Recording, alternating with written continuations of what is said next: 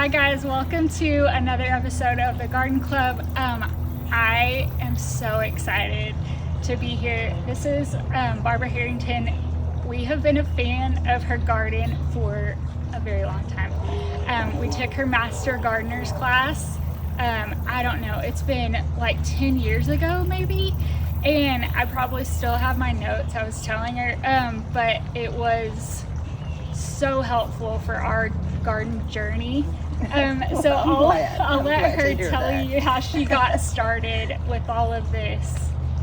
Well, when I moved to Amarillo about 40 years ago, I could not find any other gardeners, and people would ask me about my interests, and I would say, oh, I love flower gardening, and they would all say, you're not going to like it here.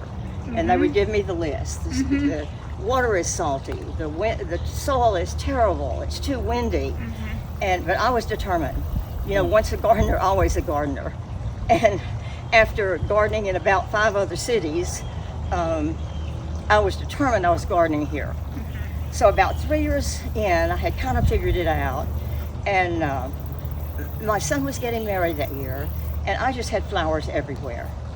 And that very year, I read in a very popular gardening home type magazine that you could garden anywhere in Texas except the Panhandle.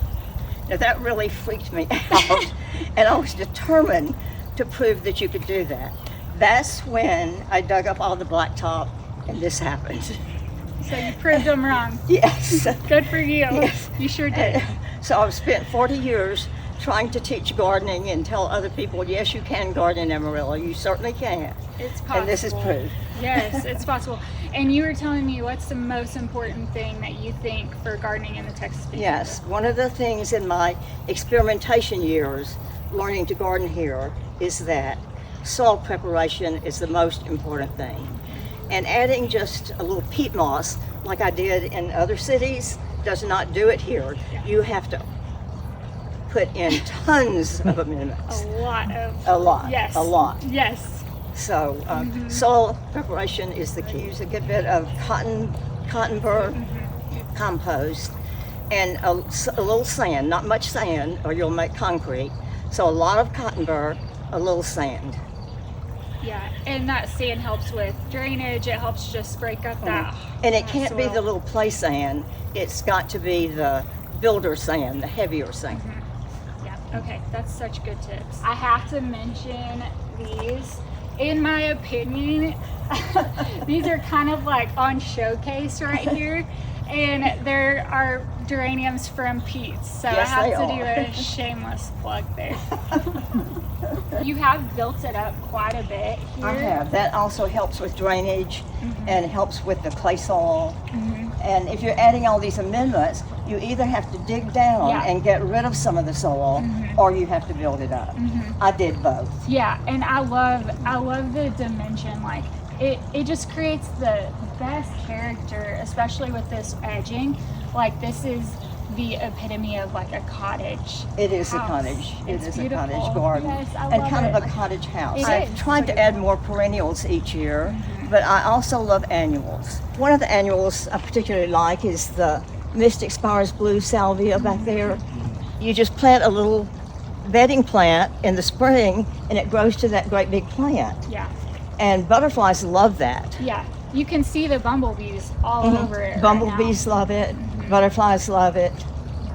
And then in front you have a perennial. Yes. Yeah. So it's about half and half. Half perennials and half annuals. Oh my gosh, it's so pretty. The color here is just unbelievable. You can't, I mean, you definitely don't miss it driving that out. You have gotten things breaking up. It's not just solid flowers throughout, although it does look like it a little bit, but you're doing it very strategically with certain points of interest. Right. I try to do that, and So like your bench back there, even your light post is like, it's a statement, you know? Yeah. But this is my light post last year. You can notice it leaning. Yes. So I got to get a new light post. It's a never-ending maintenance. Yes, it isn't is. It is. I know. And then like you can look over, you've got your bird bath, and you've got, oh my gosh, gosh, it's so much character. This was my mother-in-law's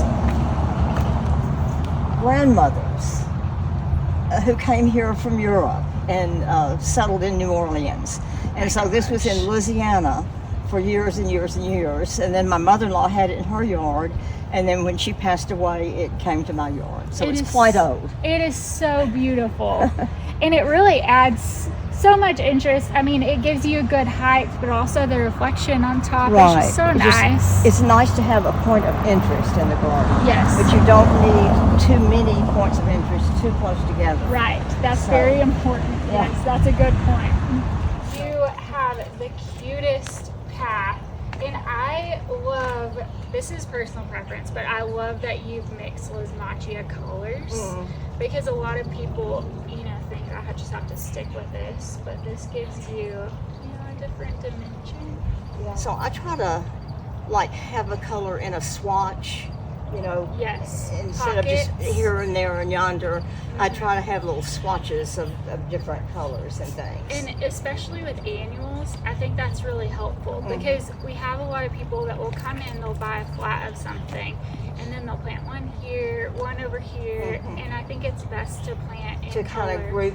group certain colors and flowers. Yeah, exactly. So.